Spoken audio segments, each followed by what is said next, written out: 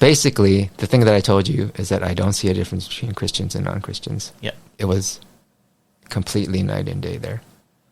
Like, they have nothing to do with me. I'm not related to them or whatever. But the way that they loved me, the way that they cared about me, the way that they treated me like someone, you know, like... And it wasn't just that, how nice they are and how, like, loving they are. They also love God, and they made a point about it. It wasn't just about being nice to people. Yeah. Like, I was so blown away by it. Yeah. Like, I couldn't do anything except respond. And at first, like, I felt so outside of that. Like, this is this pure community that is so awesome. And I'm just an outsider looking in. And I'll never be like one of them. You know what I'm saying?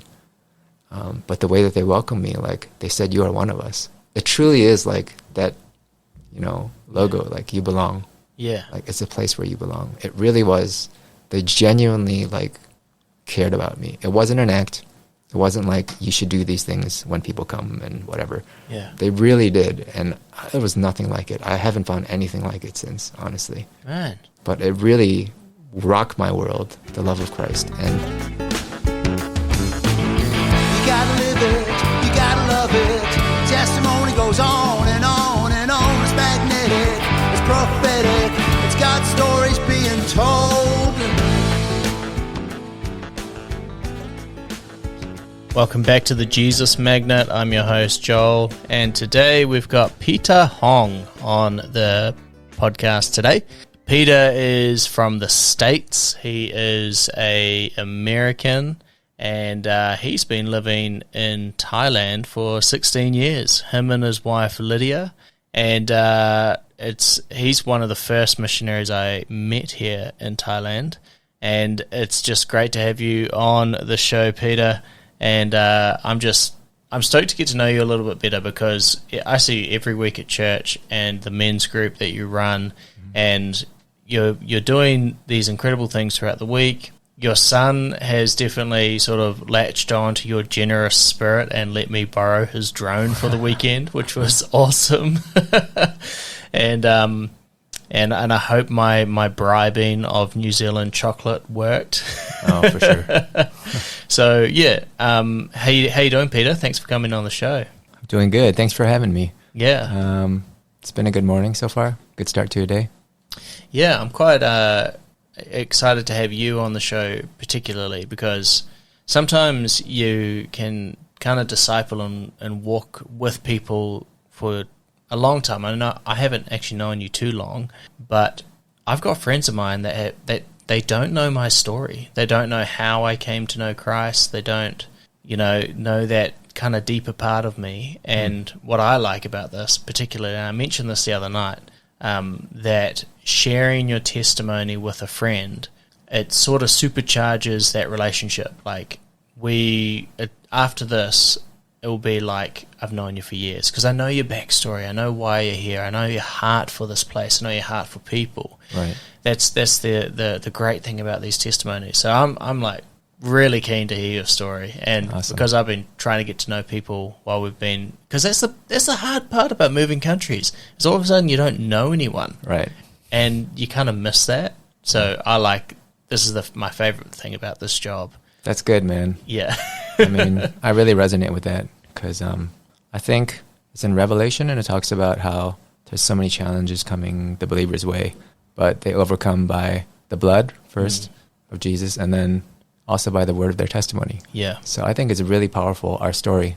It's so good. Like people can debate you about why you believe what you believe, but they can't really debate your story. Oh, that's not true. That's your story. And that's what I like about it. I always think of it like this. When you debate somebody, the last thing you want to do is debate an expert, because they know what they're talking about. I'm not going to debate your testimony, because you are an expert. It's your life. Right. Who am I to argue that didn't happen? Yeah. I wasn't there. You were, and you were there every step of the way. Yeah. So I love that. So it's good to have you on. But yeah, I'm keen to sort of know why you're here. Why are you in Thailand? Actually, let's just go over what you're doing in Thailand. Okay. Just get a bit of an overview on that. Maybe we'll rewind. All right. Yeah. Right now, what we're doing is we have kind of like a Sunday school for the younger Shan people that we reach out to, they range from... And the Shan people, they're people. from Burma originally. Yeah. Right. Yeah. And and Burma is also Myanmar. Right. For those that are listening. I got mixed up with Myanmar and Malaysia, I think. Oh, really? It was a bit embarrassing when I was talking to somebody about it the other day. Just totally switched the countries in my mind. It's confusing because I think they interchange Burma and Myanmar. I think the locals actually call it Burma more. But folks who are like outside the country, I think they more often call it Myanmar. Yeah. So these Shan people, what's their country like? It's war-torn, has been for a long time. Yeah, they're definitely a minority in their country, and the Burmese, government doesn't treat the minorities well. So when you say they're a minority, they are Myanmarian, Burmese. The main group for Burma is... But there's multiple... Bamar. The Bamar. Yeah. So there's multiple people groups in Myanmar. There's a lot. Yeah. Yeah. Is there a lot? Mm-hmm. Like how many? I'm not sure exactly how many, but there's at least the Karen. Yes. There's the Shan. That's who I was with. I was with the Karen this weekend. Mm-hmm. Yeah. Like way up in the mountains. Right. In the middle of nowhere. Yeah. This is actually a gift. This little green mat is a gift from them. Nice. A lady spent 5 days weaving it. For real? Apparently, yeah. Wow. It looks amazing. They really love you, man. Yeah, it was very nice that they gave this to us. And people, women can use this as skirts, and I've just used it. I would love to get at this table more and more like different ornaments from the mission field. Yeah. It's just kind of a cool thing to have. When I look at it, I think of the Quran people, but they're way up in the mountains, man. Oh yeah, like super high. And your son's drone came in handy for that. Got some awesome footage. Was it like really smoky, or were you above the smoke at that time? We were above the smoke. Nice. One time there was fog. It wasn't smoke, and that was early in the morning, and that cleared up. And I tried to take a shot there because I wasn't sure if it was going to go away or not, so I just tried. But they like way up in the mountains, like at the top of the mountain. When people say I live in the mountains, these guys live on the top of the mountain. Wow. And they look down onto everything. Amazing views. And literally $1 million viewpoints. For real? People would pay millions of dollars in New Zealand for a view like that. And these guys all have a great view. That's nice. How long did it take you to get up there? It took us about 4 hours driving from Chiang Mai. Okay. Oh, no, I mean up the mountain? I have no idea. Okay. Yeah. But I kind of get car sick, so I put my head down, chuck my music in, and just get there. But they've got cows and chickens and pigs, and apparently they've got armadillos. Really? Yeah, apparently. Oh, I didn't know that. Me neither. They said they make armadillo soup or something. Oh, they eat it? They eat everything. Was it any good? Yes.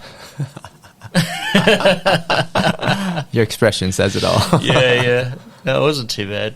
But so you work with the Shan people. What's their culture?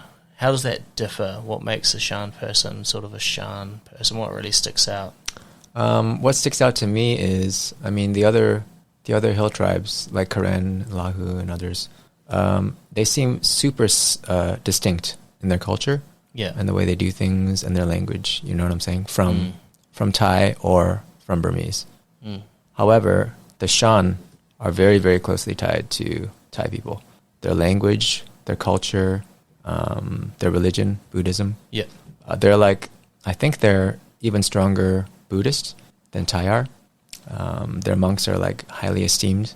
Wow. Yeah, and their language is 70% the same, or maybe 60% the same as Northern Thai, which is this area. Really? Mm-hmm. Oh. So it's very similar, and they're called Thai or Thai in Thai, which means big Thai.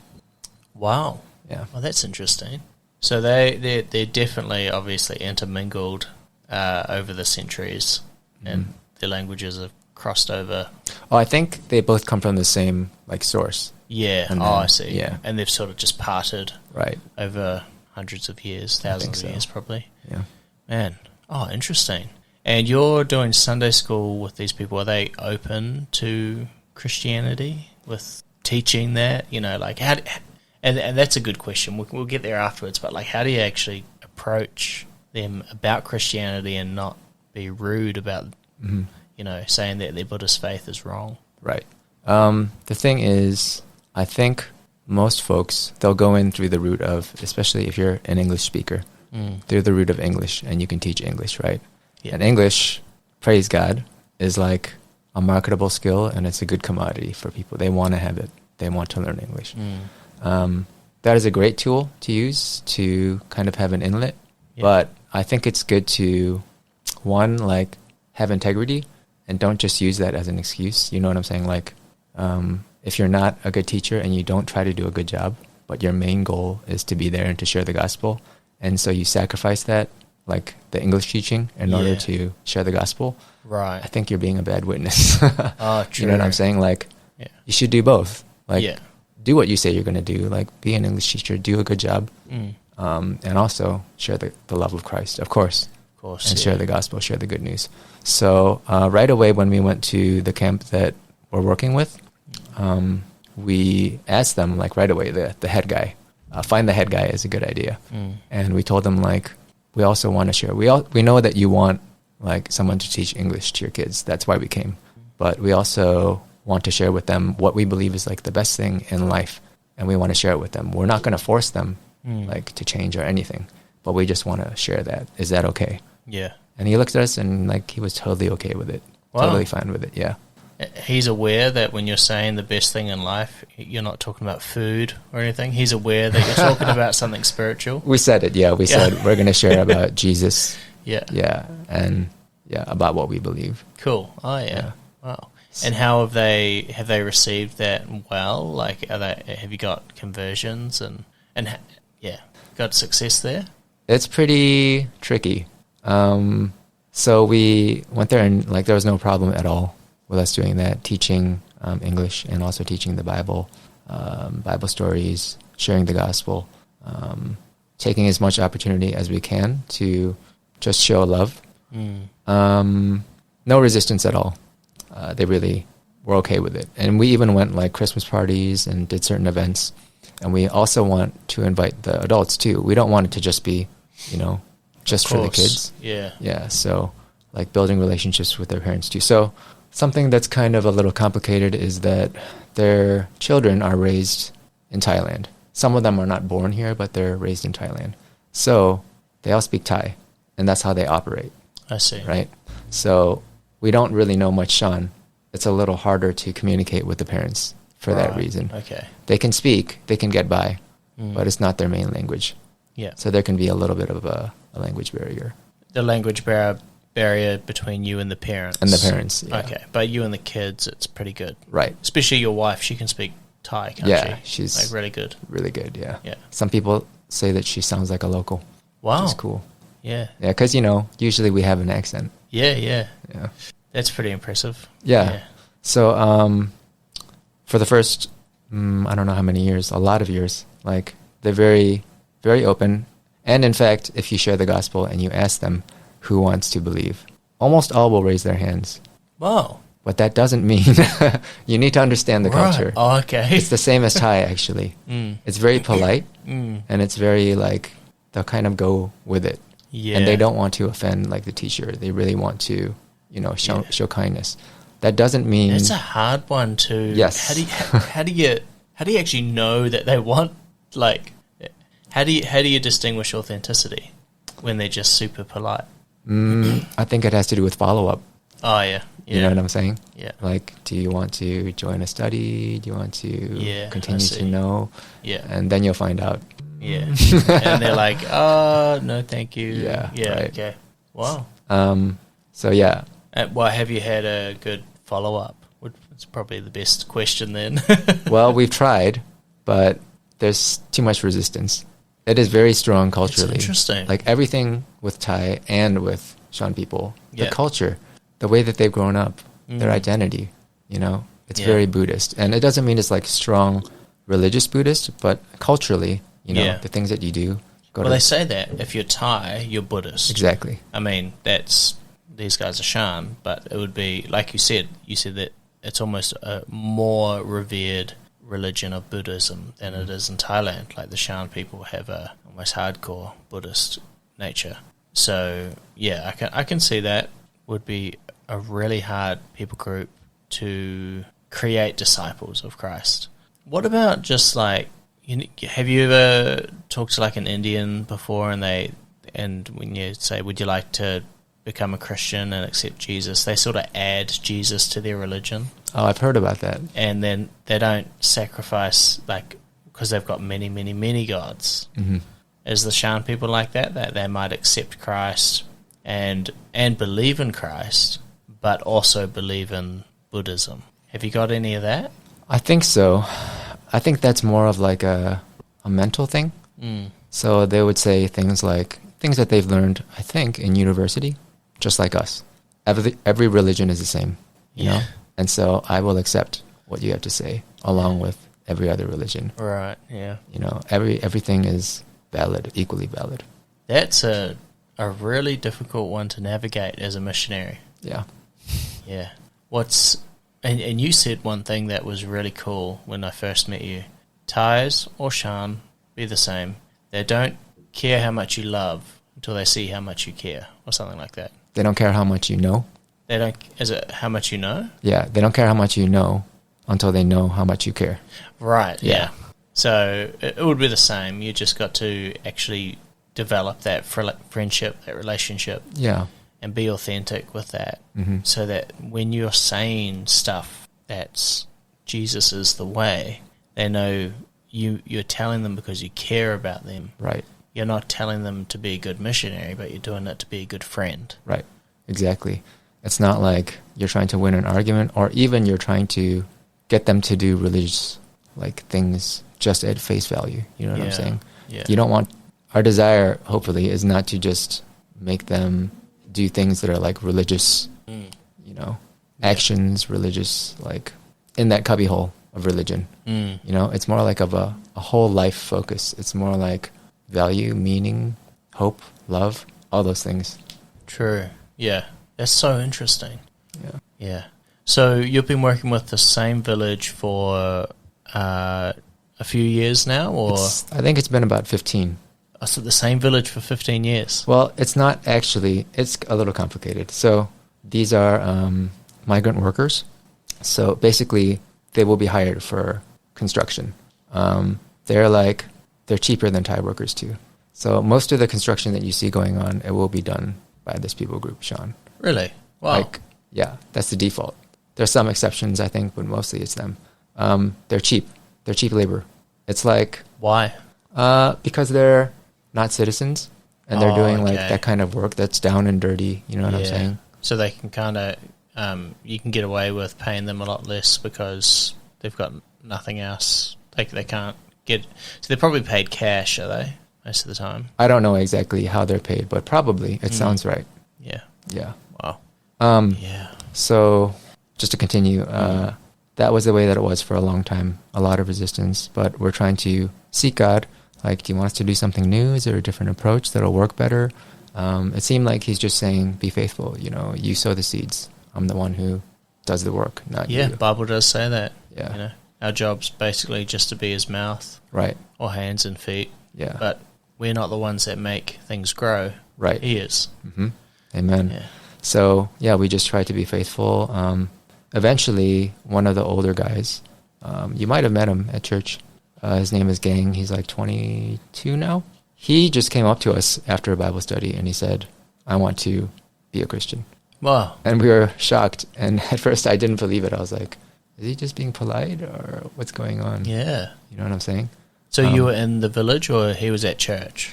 Actually, the older ones are oldest students that we've been with for a long time now. Oh, I didn't finish saying, like, they're kind of like nomadic, right? Because wherever the work is, they'll raise up these houses made of tin, and they'll live there, and then they'll do the work, finish the work. Wherever the next project is, they'll move there. I see. They'll raise up more houses, and they'll work on. So they keep on moving like that.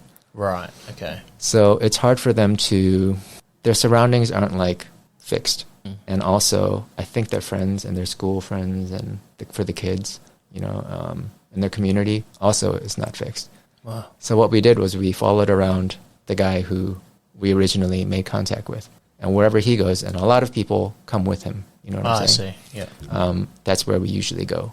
And if we have like a few stragglers that we've managed to keep in contact with, we'll try to get them involved. Sometimes we'd like go pick them up and bring them over, and we teach them things like that. So I think the vision that God gave us during that time was, there's a proverb in Proverbs 3. It talks about, don't let steadfast love and faithfulness never leave you.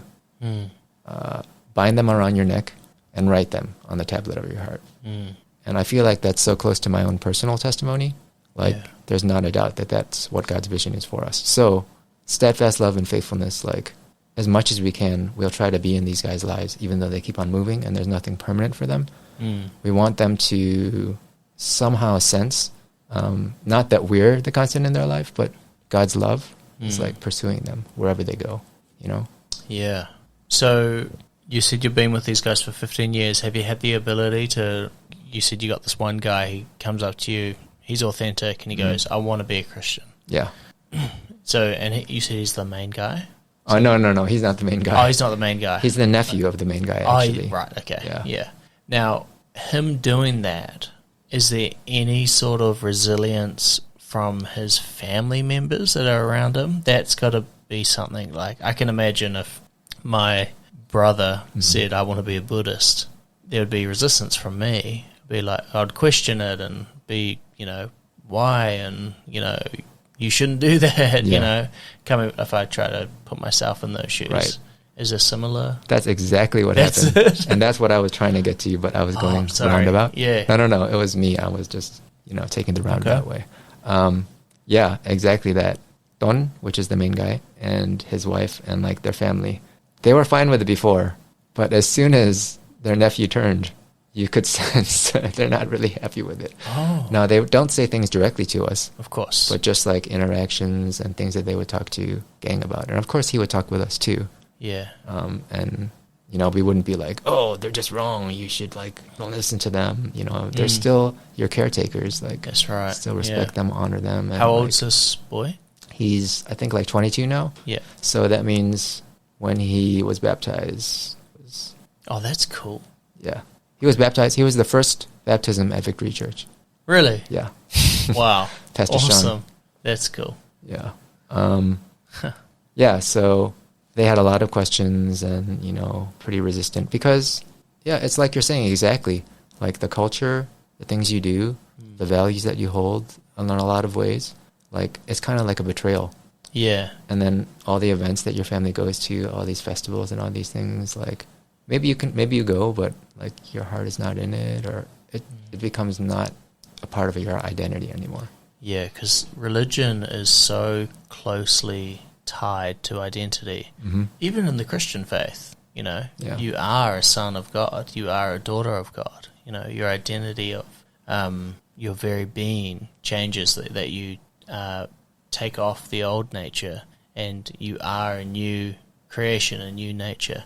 Like what you are right down to the core in Christianity changes. Right. And that's in Buddhism as well, similar? It sounds like it. It seems like it. Yeah. Yeah. It's, here's a question for you, which might sound a wee bit odd to ask, just popped into my head. Have you ever struggled with your faith here, being surrounded by Buddhism, in the sense of slipping into a different religion? I think a lot of times you are confronted with like, what does it mean, what you believe. I do think that something that a belief that you have that hasn't been challenged, like, I don't know if it's really worth keeping. You know what I'm saying? Yeah. But I do think that, that's a good question.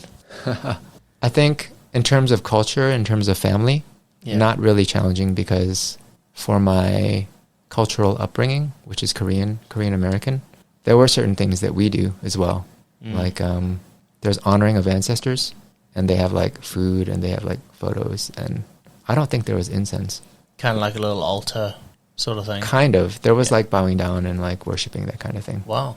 So that was something that You I feel had to- convicted by? Yeah. Yeah. So I couldn't do that. So I think a lot of those kind of challenges to what I believe in religion, I think most of it happened in the States before we left. Yeah. So that was a good thing. Yeah. 'Cause- for sure. It could be pretty debilitating here, I think. I mean, the reason I asked that is because, being here only a few months, and I've gone to a few of the temples and things like that, because they're fascinating. They're so beautiful, and, going up Doi Sutep, and one thing I noticed, I'm so confident in Christ, I don't feel any urge to kneel down or anything like that near these temples. But the amount of Westerners that have never seen or understand what Buddhism is rock up, and then all of a sudden they're bowing down and they're worshipping these idols and these monks and things like that. And I'm thinking, there's a draw that happens if when you're around that sort of stuff. It can happen to some people. My thinking is as a missionary, have you ever felt something like that, or you've been pretty confident with your faith in Christ, and you know Christ? I know you know Christ when we talk and we pray, it's authentic. But yeah, have you ever had a struggle in that area? I mean, it's always challenging, and as passionate as you are about your beliefs, there's people who are just as passionate about other things too. Yeah. My cousin came, and he came to visit us. He stayed in our guest room. He has a Thai, it's hard to define, girlfriend?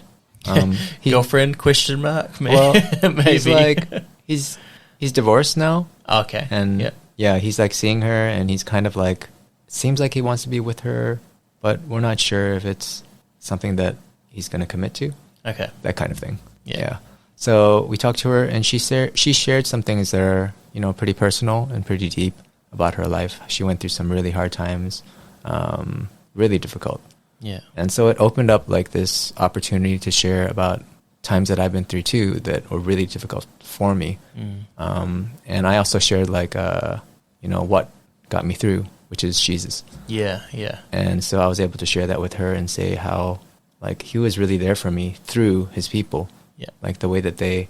So she's Buddhist, I'm Yeah. assuming? Yeah, she's Buddhist. Did she have a similar thing with like, I had a tough time, but I ran to Buddha? That's the thing, yeah.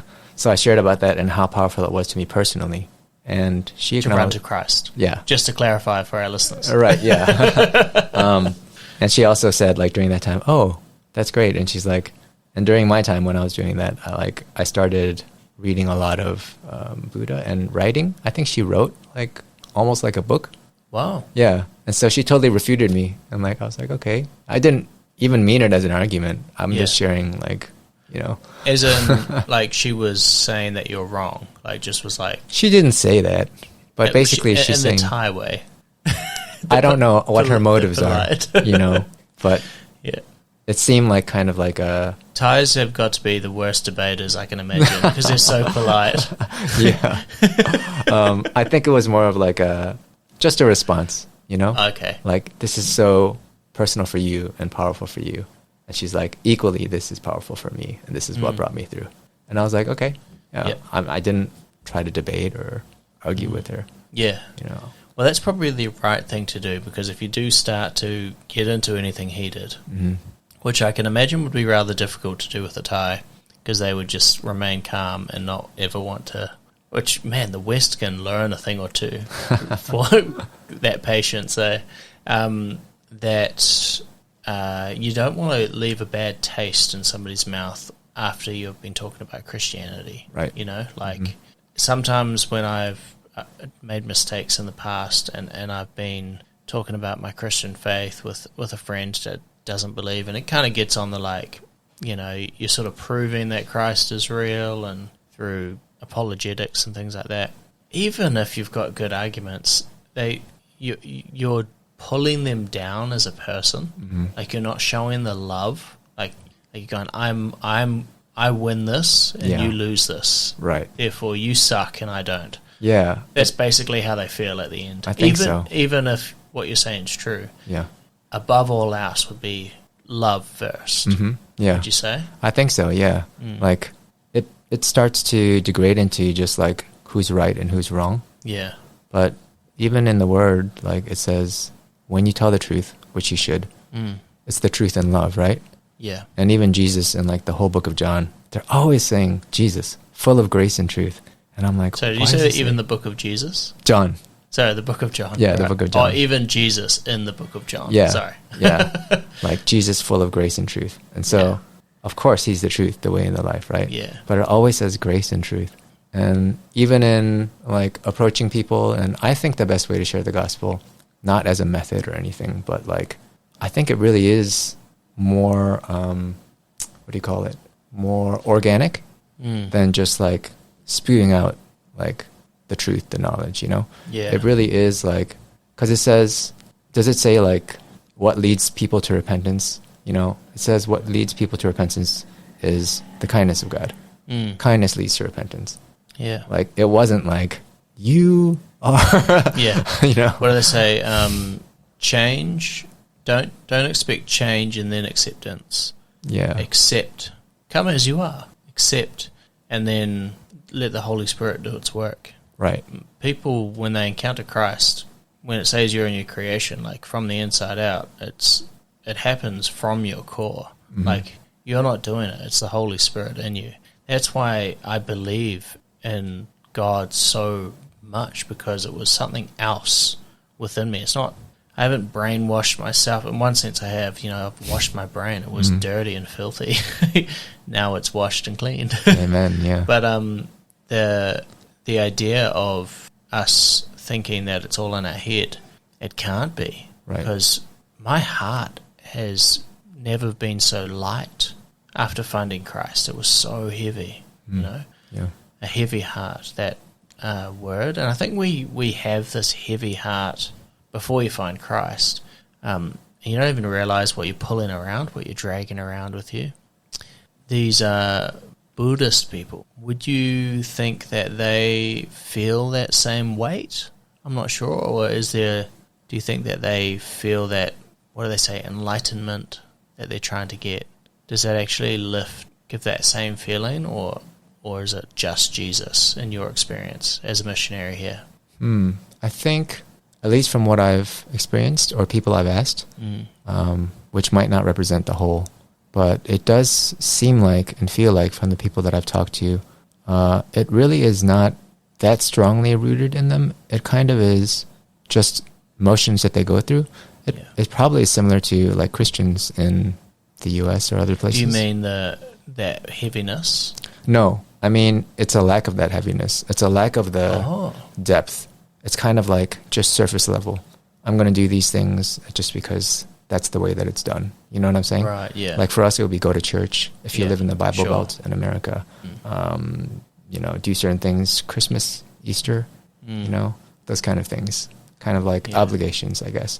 So it seems like, even though to be Thai is to be Buddhist and also Shan, it seems like it's very much like customs, going through the motions, and like culture and just things that you do, kind of going through the motions. It doesn't seem like deep rooted, at least for the people that I've talked to. True. So the weight, I'm not sure if they'll perceive it as that, but definitely there is a weight, you know, if you believe like that there's a weight. I feel like the weight that I experienced was one that you couldn't really, I didn't realize I was carrying it until I encountered Christ, you know? Yeah. Like, all of a sudden I had this realization that I had been, it's kind of like, you ever done a hike where you've walked for 8 hours to a hut somewhere, and you're carrying that bag, and then the moment you take it off, it's like, oh my gosh, I feel like I can just jump 2 meters high because I feel so light now. You don't really realize how heavy that backpack is until you've been carrying it for a long time. Exactly, yeah. And you don't, but this is the thing, you don't realize how heavy it is until you take it off. And then you're going, that's heavy. Right. I didn't realize how heavy that backpack was. Yeah. I found that with my sin and my worldly desires and everything, that the moment I encountered Christ, it was like all the backpacks of my life fell off me. Wow. And all of a sudden, and the Bible says, my burden is light, my yoke is easy. Yeah. You know, and the yoke, like the ox going through, you just partner with that, and it's sort of doing all the work for you. You know, it's that's awesome. Yeah, I think that is like what it is. They just don't feel it. They don't Yeah. really understand it. But yeah, if it's lifted, if God gives them freedom, you know, it's like chains breaking off. It's like giant weight coming off your It's shoulder. got to be the hardest thing evangelizing here, even if somebody does start to become a Christian and believe in their heart, and that happens, that they've got this fear of family, of culture, of I don't want to be kind of blacklisted from now I believe in Christ and therefore I can't celebrate or be with my family, they're going to judge me. That's a big thing, isn't it? Yeah, it is. That reminds me of two things, actually.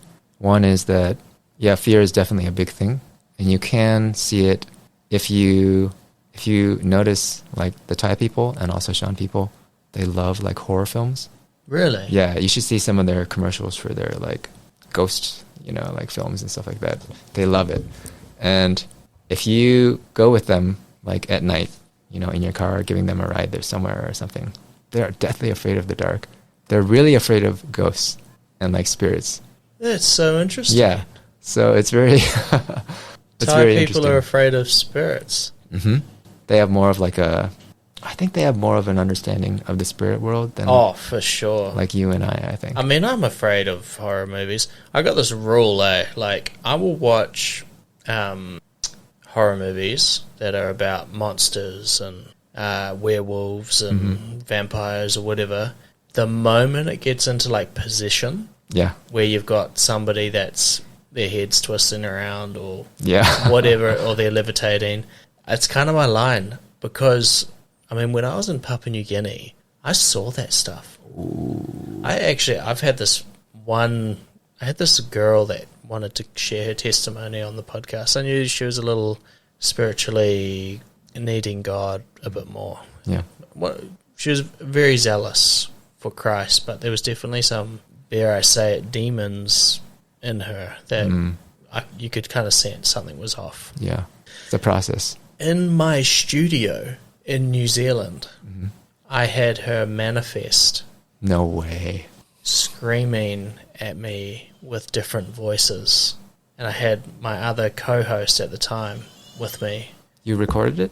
No, I did. I should have hit the record button. Oh, man. No. We were building a studio, like building out a room in our church. Yeah. And we just like painted the walls and we just put a table in and she wanders up and really wants to share her story and then we said, you know, let's just finish the studio first, kind of like politely telling her no, and then she said, can you pray for me? And we're like, yeah, we can pray for you, that's fine. And started praying for her, and then all of a sudden, snap, she just something came out of her and she's screaming and very deep voice. It's like a spiritual resistance, huh? When you pray for her. Oh, it was the first time that I was like thinking afterwards on my drive home, I was thinking of years and years ago I watched the movie of The Exorcism of Emily Rose. You watched it? I watched it. How did you get yourself to watch Freaked me that? out. Yeah, it's freaked me out. Now it's more scary because I've seen it. Yeah. And I knew that the funny thing is in my spirit I was like, that's a scary movie. There's a reason that movie's more scary than the werewolf movie. Right. It's because that one's real. Right. Like, that one happens. Werewolves don't happen. They're fiction. That one's not in the fiction category. Right. That's the scary part. Yeah. It's not in the fiction category. Right. And that's getting back to what we're doing here in Thailand. You know, the Thais being afraid of these kind of basically that. Yeah. Yeah, it's interesting how that's in every religion, every people group, all over the world. We were in Papua New Guinea once, and these people, they're afraid, like, they got witch doctors, and we met this friend of ours who has, there was a witch doctor that he was evangelizing to, and basically this group of people would go up to this man who lived on the top of the hill, and somebody was blind, let's say, and the mother would bring their blind child up to this witch doctor, and the witch doctor would heal. He has to be on the top of the hill, huh? Has to be on top of the hill, that's right. They'd hike up, and the witch doctor would heal this child. Blindness, really? Yep. Wow. But would move the blindness to the mother. Seriously? Yeah. So the child was no longer blind, but then the mother walks down from the hill blind. Not cool. Crazy, right? Yeah. Like this stuff, it's around. And it freaks, I mean, it doesn't really freak me out now, but when I first heard about it, it freaked me out. That's pretty scary. Yeah, it was like, sort of like your eyes opening to, when you're watching movies and when you're watching, like the stuff with your kids, you know, watch what your kids see. You gotta be careful. Like, they gotta know the devil's doing a very good job of making us think that this is fiction. Yeah. A lot of people are like, oh, I do believe in ghosts, and most people will say no. It's fiction, it's in the fiction category. You're crazy if you think aliens are real, but you're not crazy, like, you know what I mean? Like, it's just, it's odd. Right, it is. It's different. Yeah. It's more personal, it's more like, you should be scared. just outside of our condo, there's a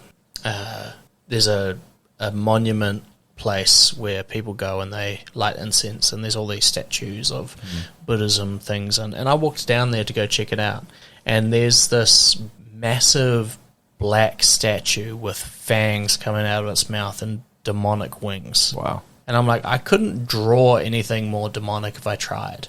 You know, I couldn't think of anything that looked more like a demon.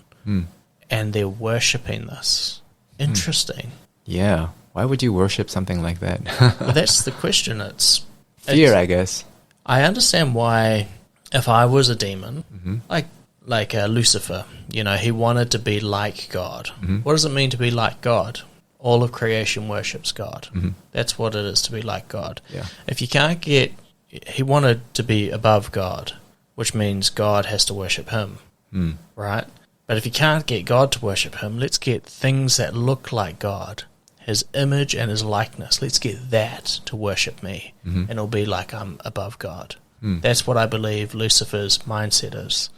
And that's why he's created these religions like Buddhism and things like that, which they're basically demons, and we worship. Yeah. They have an addiction to and a want to get us to worship them. Right. With everything that we can do. Yeah. And it's interesting though. It is. Like what's that? Why does the demon care? I think that's why. I think so, yeah. And what you were saying earlier about when people go to the temples, you know, foreigners who don't have any exposure really to other religions. Yeah, and they drop to their knees just like that. Yeah. Like you've heard it said like we're all designed to worship something, right? Yeah. So it's like it's in our nature that we want to bow to something. Yeah. You know, I think. Well, we're crying out to the Heavenly Father with everything in us, but we've had a disconnect because of the fall. Yeah. So we're looking for that connection, and then demons just jump in there and they go, "Well, I'll fit that description.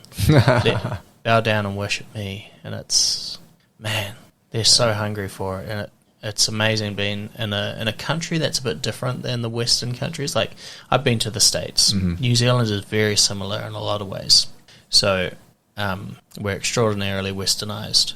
But yeah, it's interesting how actually the last guest that I had on this podcast, it was interesting. We were talking about how if you're a Buddhist, you don't get made fun of anywhere in the world. Yeah. If you're somebody that believes in the Sikh religion, you don't get made fun of. Doesn't you know? But the moment you're a Christian, all of a sudden everybody on the internet is going to attack you. Yeah. It's like it's not cool. It's not okay. Yeah. Why? I think there's a good reason for that. Got to be spiritual. I think so. Yeah. Then the Bible says you're at enmity with the world and God. Oh, sorry, the Spirit of God is at enmity with the world. Like it's so against it. Yeah. I don't know why people are so resistant to the truth. I mean, in a lot of ways, it hurts your feelings. You know, it hurts your pride. Definitely. Yeah, for sure. It shows that like how foolish we are. Those kind of things really like lays us out. You know. Yeah. We're just like naked and exposed, and I think that's one thing. But yeah, a lot of people say like if something's too good to be true, then it's not. It's false, right? But if you really look at Christianity, if you really look at what we believe, if you really find out what it's about, once you already have, you know, given your life to Jesus, it's too good. It resonates too deeply, like in the human existence, in the human culture, our nature, who we are. You know, it's too like perfect. Like it's too good not to be true. You know what I'm saying? If your whole heart, if your whole being resonates, not just you subjectively, but everything in all of creation and the way that life is and everything. If that truly is the answer, like if that fulfills everything, just it's too good not to be true. You know what I'm saying? Yeah, and it makes sense. Yeah. It's clear. It's something you can understand. Like you can assess. You can do a self-assessment. Is good and evil something that is real? Yeah. It's definitely something that's real. Right. If it's not real, then the Holocaust wasn't bad. It's Yeah. just your opinion. Right. It's definitely real. The Holocaust was bad, regardless of your worldview. It was a terrible evil in the world. Yeah.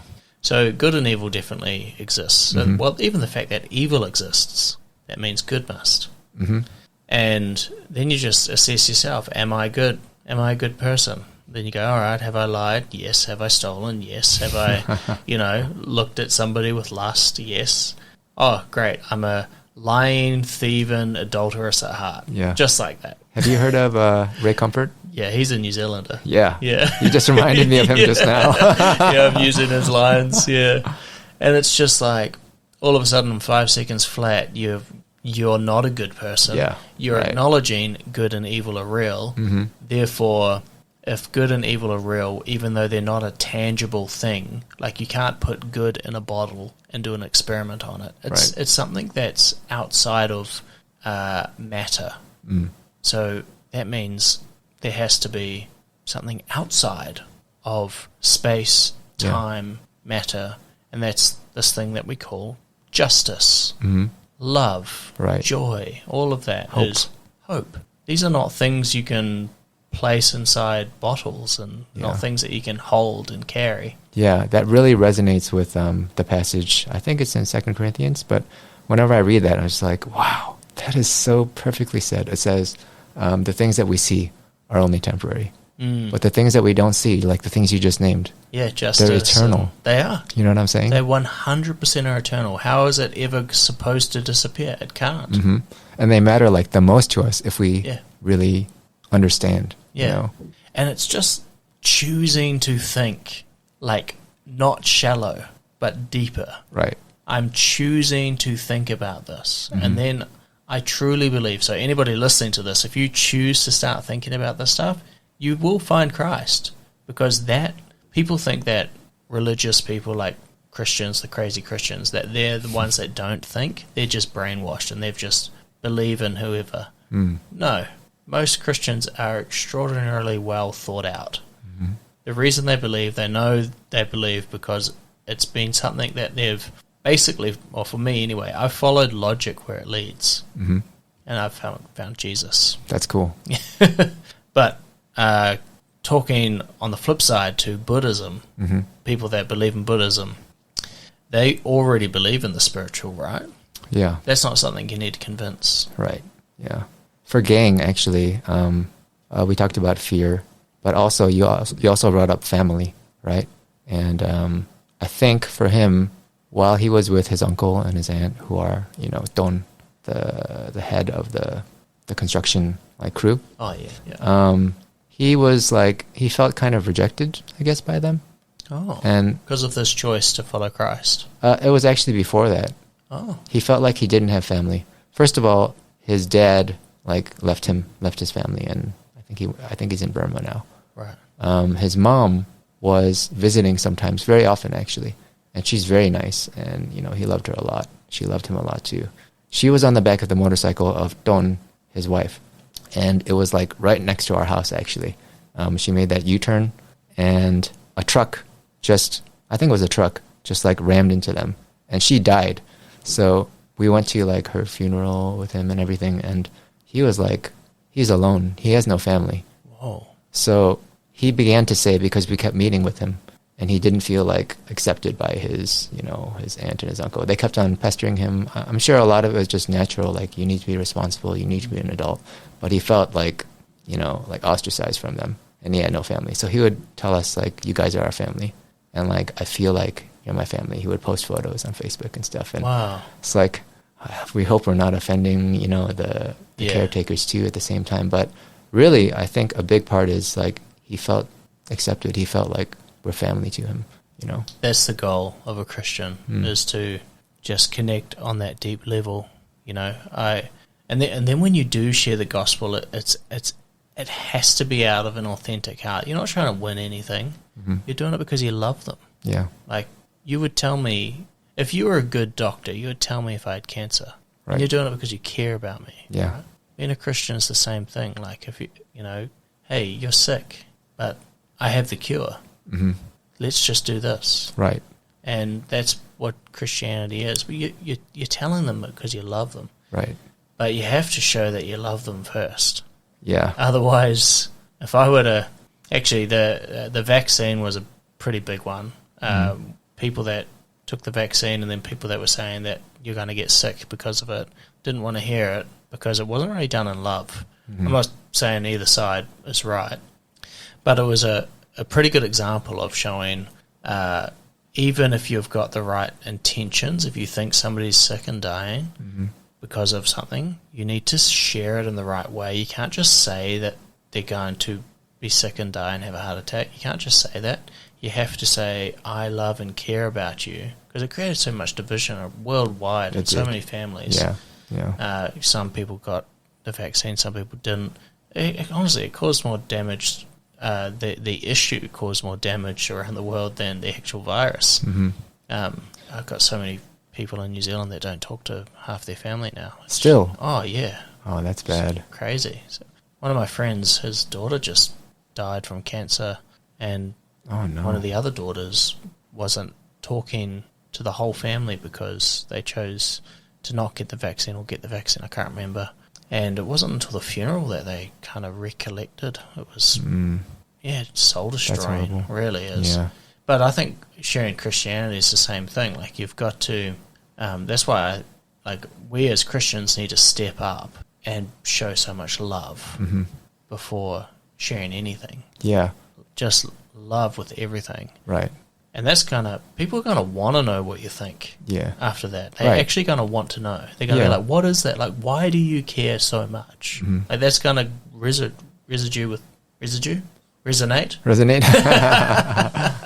It's going to resonate with them, Yeah, for sure. Like, I think, with the vaccine and just in life, what you're talking about too is like, it has to do not with like making someone do something, but it really has to do with trust, doesn't it? Yeah. Like, I think with the vaccine, trust was not earned at all. And that's why all the problems were there, Yeah. But if you show that, like, you're trustworthy, then people want to hear what you have to say. Yeah. And they will, like, trust you when you say, you got to do this. You know what I'm saying? That's right. It's built on trust. It has to be built on trust. Yeah. Everything has to be built on trust. Right. Yeah. It's foundational. And the other thing is, like, a lot of times I think when people share, or it might not even be intentional, but sometimes when we say, like, I'm right and you're wrong, basically what you're saying is, like, I'm better than you. Yeah. Do you know and that's what it comes across as. Yeah. For sure. But if you look at, like, the gospel, if you look at the whole Bible, almost, probably the whole Bible, and so many testimonies, the true believers, they're not chosen because they're better. Usually they're not better. Yeah. They're like kind of like scum of the earth kind of people. Basically, it's so something that comes up when you're reading, like, I mean, even when you're looking at, like, Abraham, like, he was a pagan, like, followed weird gods and all that before God came along and said, go follow me. Yeah. And David, he was the youngest little runt guy, and all these others, and even myself, like, my own testimony, like, who am I that God cared about me? I was so, like, lost in wonder.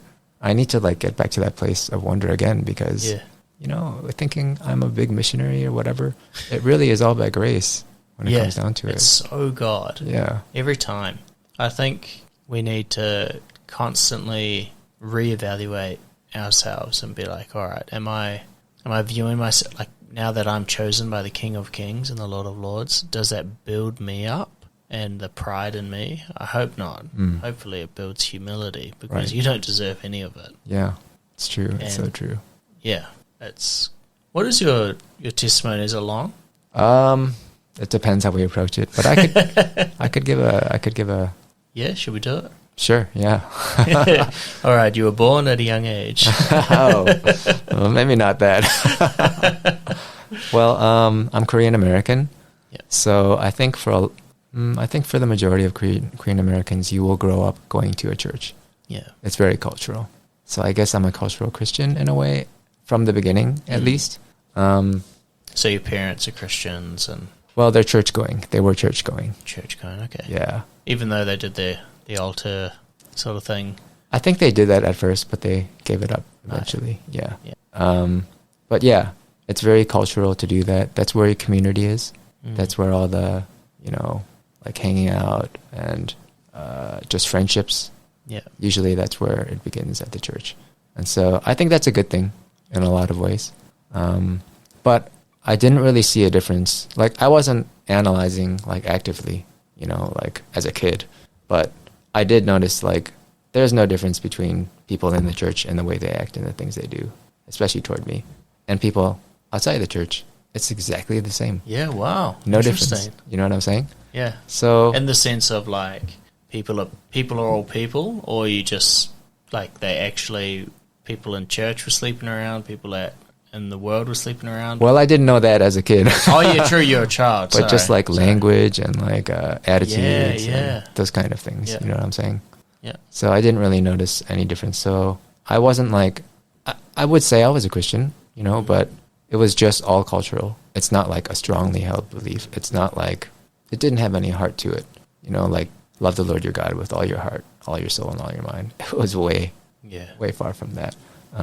Even my dad was a pastor eventually. Oh, true. I think when I was in 4th grade or around there, is Yeah. when he started being a pastor.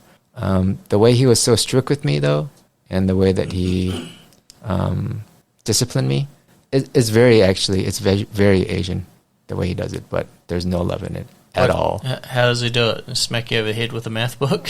No, he would like, not a math book. It would be like sticks. It would be like his fists. It would be wow. all these things. It was really, but it's normal for Asians. If you Okay. talk to like most Asians, they'll be like, yep, same thing for me. Yeah. But Interesting. yeah, and he was very strict. You can't go out and play. You need to study. Yeah. like I had a friend growing up like that. Korean Asian or parents. Chinese or Japanese. Japanese. Okay. Yeah. Yeah, it's very much like that. Mm. So very controlling and all these things. And I think he did it because he did want us to have a good future. Mm. But his idea of a good future is like a good job and those kind of things. Right. So even when I went to college and university actually is when I got saved. Yeah. Because my brother asked me, like, why don't you join like a campus fellowship? Because they're really good. They've been really helpful for me. And at first I was like, I don't know if I want to do that. Yeah. But I did like give it a try. The first one that I explored was actually a cult. You went to a cult? Yeah. And What do you mean you went to a cult? Like, I just went to visit. There's like a barbecue or some kind of opening thing for, and then freshmen. they put all their hoods on and started chanting. They didn't do that, but they handed me a piece of their literature. Okay. And I looked in it, and basically what it says is like, there's no difference between good and evil, kind of. Wow. That kind of a vibe. And the other thing was... interesting you say that. That is such a demonic thing. I've noticed a pattern in that with so much, even religious things, like the state of nirvana with Buddhism is to basically empty yourself and become nothing, right? Oh, interesting. And if you think of that, and then you've got God's view of you, which is to ensure that you understand that your value and that you are bought with a price and that you are more valuable, you're so much more valuable than anything in this universe, in the sense of the creator of the universe could create a trillion things of gold and buy you. But you're still more valuable than that. You're so valuable. God, who can create an unlimited amount of resources, that's not enough. He had to exchange something outside of the universe for you. Yeah. That's how valuable you are. That's amazing. Where you've got Buddhism that says you need to take out all your value Yeah. and believe you're not anything. Be nothing. Which is actually extraordinarily demonic, if you think about it. Yeah. And that's what you found in this cult manuscript was this. It was so weird. No good, no evil. Yeah, wow. Yeah. Even for me, I mean, I wasn't theological at all. Yeah. But even for me, I was like, that's a cult. So my roommate at that That's time. good that you were able to Yeah. like know. Yeah. Yeah. Thank God, right? Thank God. It's God's mercy. Yeah. My roommate at the time, he also Korean American, but he wasn't like Christian or anything. He played a joke on me. On our answering machine, he left a message and he pretended to be that guy. His name was Ian, the guy I connected with from the cult. And he left a message and he says, "Hey, we're having an event. You're welcome to come. You should come. We're going to do a virgin sacrifice. So make sure you don't miss out on that, okay? I'll see you there," right? And I was like, what did he say? I didn't understand. I had to listen to it a few times. I was like, what? And he was laughing so hard and he couldn't hide it. I found out it was a prank. Okay. But that was pretty funny. That's awesome. The nerve. Okay, so you obviously caught on to the cultishness of this place. Yeah. So I instead started checking out a campus ministry called InterVarsity. Have you heard of InterVarsity? InterVarsity. Varsity? Yeah, it's pretty well known, pretty big. So I started going there, and I went to the multi-ethnic one, which is like, just like everyone. Yeah, cool. But there was also an Asian American one. And so I kind of like, I think I explored it, but it seemed like one of the guys was not very welcoming. So I was like, okay, I'll just check out the other one.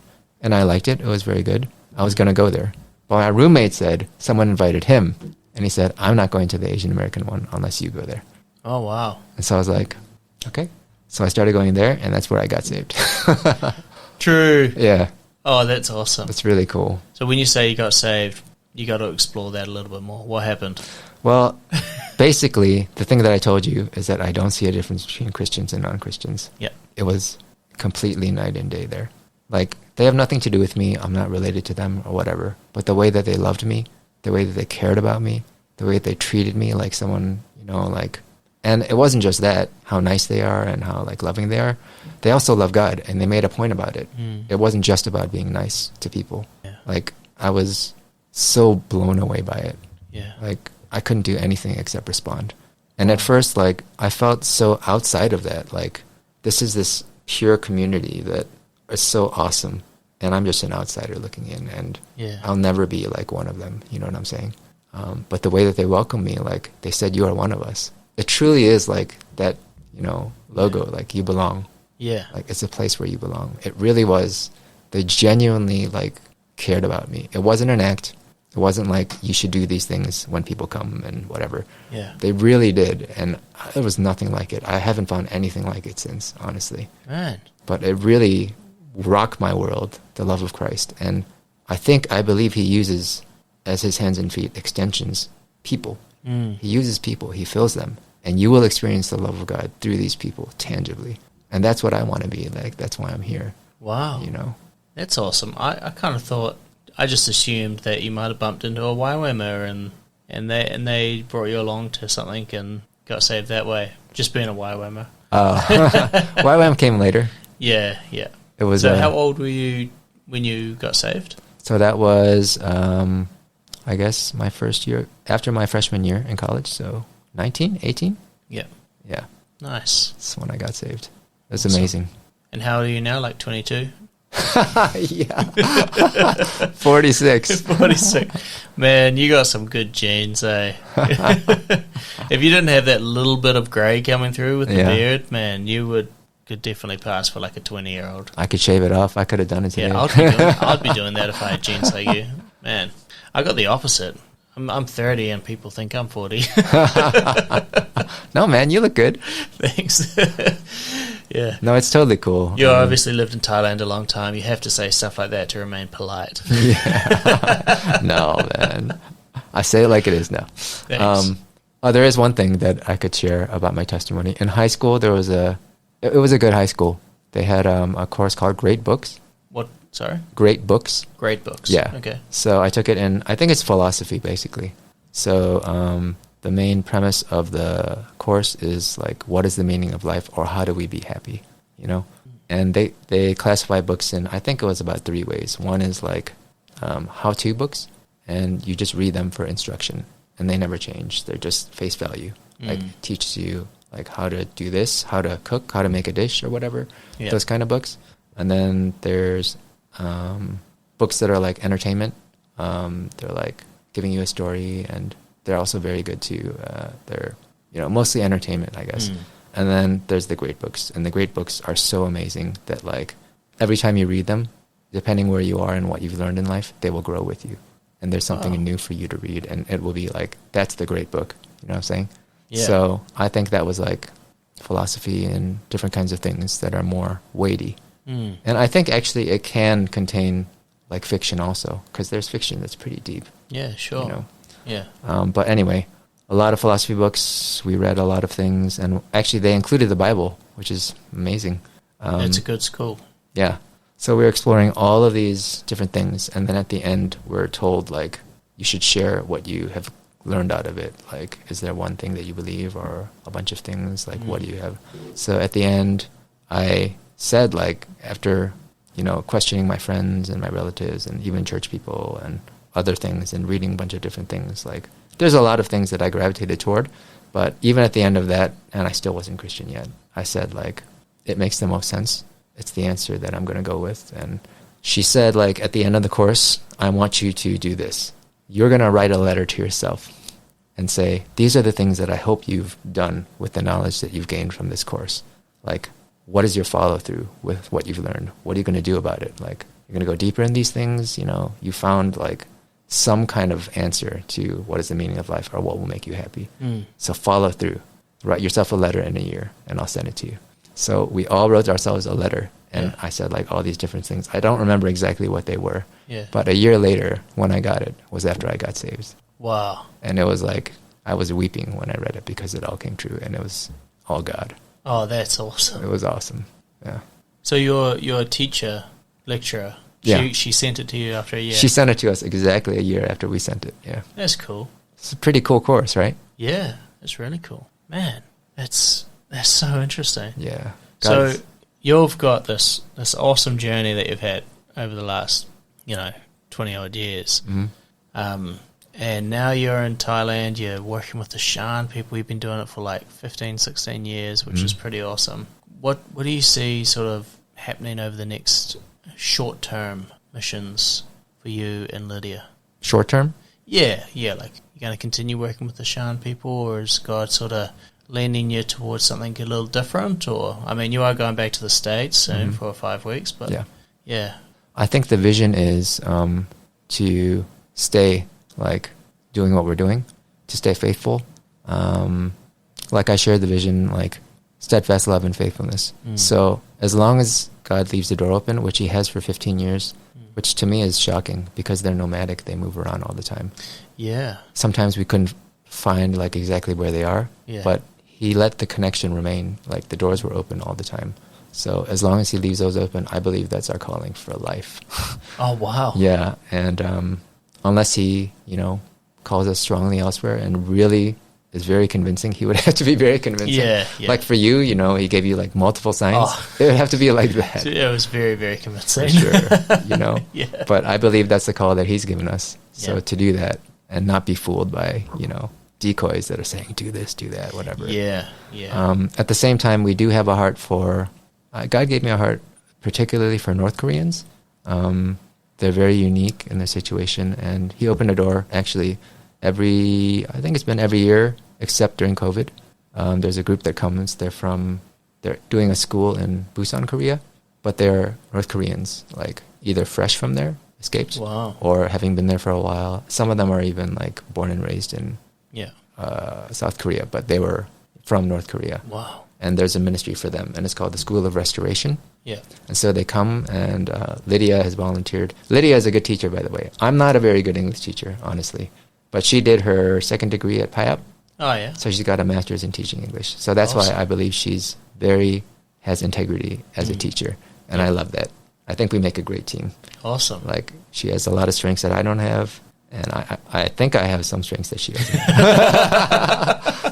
I'm the same. Yeah. I'm like, Laura's got a lot of strengths. I got a lot of weaknesses. We make a good team. That's right. It's amazing, isn't it? You got to balance out. It's so good.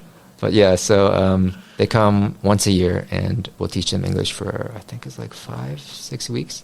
So we get a little bit of like inlet to just make a little bit of impact, to bless them. And we try not to make it too academic. Yeah. Because I think Koreans can go a little overboard sometimes, you know? Academically? Yeah, Yeah, some are so smart. Even the Singaporeans that we met the other day, Joe and Jason, yeah. I can tell how smart they are. Like, if I were to need any help academically, they would think I'm really dumb. I'd be afraid to ask for some help. And they're teachers too. So it's like, you can just kind of tell they're very switched on. Yeah. I think it's a cultural thing too, eh? Like, some families and their culture, it's to excel and do it well, and the parents are very for that, you know, like they sort of teach the kids that's really, really important in life. Which I mean, I don't disagree with how, like, it is important to learn and things like that. Actually, it was one of the things I noticed. I saw a picture of America won came second, I think, in like the world mathletics or something. Really? And it was full of all Asian Americans. That's funny. Did you really win, America? Asian America. Yeah. But I love that in Asian culture. That's why I love different cultures, you know. By the way, I'm not saying any of this in like a disrespectful thing. I think it's great to have different cultural like advantages that bring it on, you know. It's awesome. You know, I love that Thais are so polite, you know. Yeah. It's awesome. It's a little something like, we can learn from. Yeah, you know? for sure. I can definitely learn the math from the Singaporeans and the Koreans. Yeah, and the politeness from the Thais. And the politeness from the Thais. And, you know, you get all the different cultures. They've all got amazing things, right? You know? Yeah. It's weird, but even as missionaries, like, we can learn from, like, just the niceness of Thais. Like, it's sad, but it's kind of a challenge in a way. How do you out nice people who are already nicer than you are if you want to share the gospel? You know what I'm saying? I came across something just this weekend that I didn't realize was rude in my culture, but it's nice. It's fine in my culture. It's not rude, but it's rude here. Okay. What is it? We were giving out food. Yeah. The little buns with a bit of meat in it and custard sometimes. Okay. Bao buns. Okay, yeah. And we're giving them out to this group of orphans, these Shan people that basically there's like 25 kids and all their parents are back in Burma and they've been deported, and this one family's taking care of 25 kids. Wow. So it's really heartbreaking. But we're giving them food in the weekend. So we came and the little bao buns, and I was just like passing it to them like a short distance because they were like up this level that I had to take my shoes off and things like that. But since I was near the truck and I didn't want to put my shoes on, go to the truck, grab the bao buns, take my shoes off. Then every time. I thought I'll just grab it and then sort of like do a little short little toss to each kid. Right. Probably throwing it like half a meter away. And then I found out, I was like, no, you need to pass the food to them, not pass the food to them. Yeah. And I was like, oh, like I didn't even cross my mind that was a disrespectful way to pass food. So interesting, isn't it? Yeah. Just like, because in New Zealand, you just throw them out and the kids would like treat it like a bit of a game, you know? They would all of a sudden you're a fun person because, you know, it's kind of like throwing a ball. But they would like it. That was rude and that was my bad. Were they like responding like? No. Yeah, they were still smiling and everything, okay. and happy for the food and all that. But okay, that's good. One of the other volunteers was like, "Oh no, we need to pass it to them." Okay. And I was like, "Oh, okay." I only threw it like 2 or 3 times. Okay. Yeah. It sounds like it's just maybe a matter of like being respectful, like doing it. Yeah. Maybe that's the way that like they would see like throwing food to animals or something. I don't know. Yeah, and I think it's something like that. Like to just make sure that I respect in every way that you can think, and just some stuff it doesn't even pass your mind, You're throwing some food. Yeah. That's great, even this, like coming here. Right, yeah. That's towards a pet or an animal. Or let's fight. And this is let's fight. Oh, wow. And then this way is more respectful. Right. Yeah. Which is weird, because nobody does that in like America or anywhere else. Like, what are you doing? Like, yeah. It's for our listeners that can't see us. We're just, when you have your palm up straight and then you lift your fingers towards yourself, like how Jackie Chan does his fight moves before a fight. Or Bruce Lee. Bruce Lee, yeah. Apparently that's rude to do it over here. That's like signaling for a pet to come closer to you or to fight like Bruce Lee. So palms down. Palms down and the fingers come in. Do it upside down and you're good. Yeah. Man, so what I do want to ask with our listeners is you're a family of 4. You've got 2 younger kids, and you guys are doing missions, and you said you're here for the long run. If somebody's listening and they're like, I actually want to connect with you, can I pray for you or partner with you, or is there anything that I can do? How would I connect with you if I wanted to financially partner with your family, or pray for your family? What's a good way to connect with you? Maybe I can give you an email. Yep. Do you want to just like write it on there, or I can just put an email in the description? Yeah, that'd be great. Cool. So if you want to connect with Peter, we'll be putting an email in the description. Just look down below there, and you can just email Peter. And if you want to connect and partner with him in any way, just flick him an email. That'd be great. Yeah, that'd be awesome. Awesome. Well, thank you, Peter, for coming on the podcast. Thanks for having me. Is there anything final that you want to share before we wrap up? I guess, just maybe one more thing that we're doing is we're also discipling those. There's one other guy who's his friend, and he also got baptized at Victory, I think just this past year. Yeah. Yeah, so we're discipling them, Awesome. doing Bible study together with them. And we do try to, we've been told that really has impacted them too, that we really involve our kids in it. They're not like a side thing. They're not like, off in the periphery, not involved. So they come with us to the camp to teach. They're also with us with discipling, and these guys, Gang and Dang, it's funny. Gang and Dang. The Dang Gang. They like to hang out with our kids a lot. They really like resonate with them, really just bond with them. They're like friends. They're like almost like same age friends, like in this culture, which is very unique. Wow. Because if you're not the same age, you can't really be friends because you're at different levels. True. It's the same with Koreans too. Yeah. But they're like very comfortable with each other. Awesome. It's fun to watch. Sometimes I have to tell Lance like, hey, you should probably respect him. Don't like, treat him like that. True. Kind of like respecting your elders a little bit. Yeah. Wow. But I think that's it. Yeah. Awesome. Oh, well, thank you, Peter, for joining us on the Jesus Magnet. What an awesome episode. I mean, we got not only your story, what you're doing now, but also your story on how Christ came in and saved you, and like right from that young age, and also the importance of us showing our actions on how we follow Christ through our actions, and then with our words and discipling after that. Like, I just think that's so cool, and you're living that out, It's Amen. really, really cool. Praise God. I still got lots to learn, but he's teaching me. He's taught me a lot. Yeah, so good.